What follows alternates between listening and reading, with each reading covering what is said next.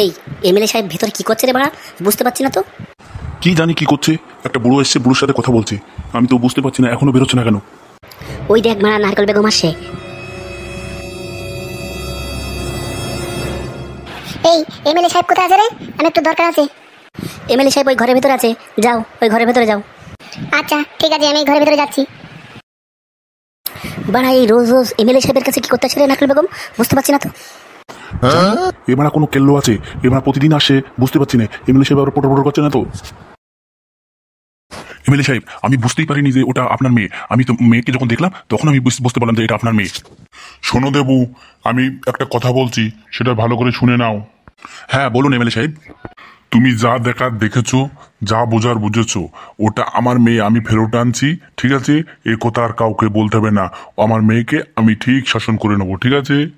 সে আপনি আপনার মেয়েকে শাসন করেন না করেন সে ঠিক আছে, কিন্তু ওই ছেলেটা আপনাকে একটু ভয় করে না? ওকে তো একটু কিছু বলার দরকার, ওকে একটু শাস্তি করার দরকার। তাই বলছি এমএলএ সাহেব, ওকে ধরে এনে পেটে এক ক্যাত করে লাথ মারলে হয় না?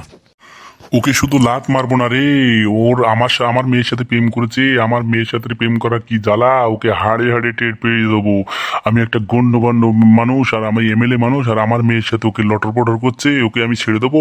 ছুঁচু মেরে তো ঘাত গন্ধ করার ইচ্ছা আমার নেই রে দেবু। আমি কি বলছিলাম এমএলএ সাহেব জানেন? তোমাকে আর কিছু বলতে হবে না, তুমি যাও এখন। এমএলএ সাহেব ঘরেতে আসবো? আমি বাইরে আছি। আরে আসো আসো নারকেল বেগম, আসো আসো। তুমি হঠাৎ করে? কেমন আছেন এমএলএ সাহেব, কেমন আছেন? ভালো আছি ভালো আছি। কিসের জন্য এসেছো? কিসের জন্য এসেছি বুঝতে পারছো না? হ্যাঁ হ্যাঁ হ্যাঁ হ্যাঁ হ্যাঁ, বুঝতে পেরেছি কিসের জন্য এসেছো। এসে বসো বসো বসো। আগো, তুমি এখানে দাঁড়িয়ে কেন? তুমি যাও, বাড়িতে চলে যাও। উফ, আমি যদি এমএলএ হতে পারতাম রে, সেটা মালটাকে খাবে মনে হয় আজকে। তুমি ওইখানে দাঁড়িয়ে আছো কেন? নারকেল বেগম এখানে বসো বসো। না না ঠিক আছে, আমি এখানে দাঁড়িয়েই আছি, বলো। তা বলো কেমন আছো? কেমন? ভালো, তুমি কেমন আছো? আমিও ভালো আছি, কিন্তু তোমার জন্য মনটা খাবল খাবল করছিল। কিন্তু আমার মনটা খাবল খাবল করিনি। তা বললে হবে কেন? তোমার মনটা খাবল খাবল করিনি কেন? কেন তোমার মনে আবার কে অ্যাসিড মেরেছে বলো তো? তোমার সাথে আমার কি কথা হয়েছিল? তোমার কি এখন মনে নেই? আমার জামাইকে ধরে এনে ঘা গুঁতো দিয়ে আমাকে জামাইকে বলে দেবে যে আমার মেয়ের সাথে যেন ভালোভাবে সংসার করে। কি যে বলো নারকেল বেগম, তোমার মতন রশেদানাদারকে ভুলে গেলে হবে? আমার মতন বোকা বানবে? আমি যাই, আমার জামাইকে ধরে এনে এখন কেলান দাও। নারকেল বেগম আমার দিকে তাকাও, আজকে এত সুন্দর সেজে এসেছো কার জন্য?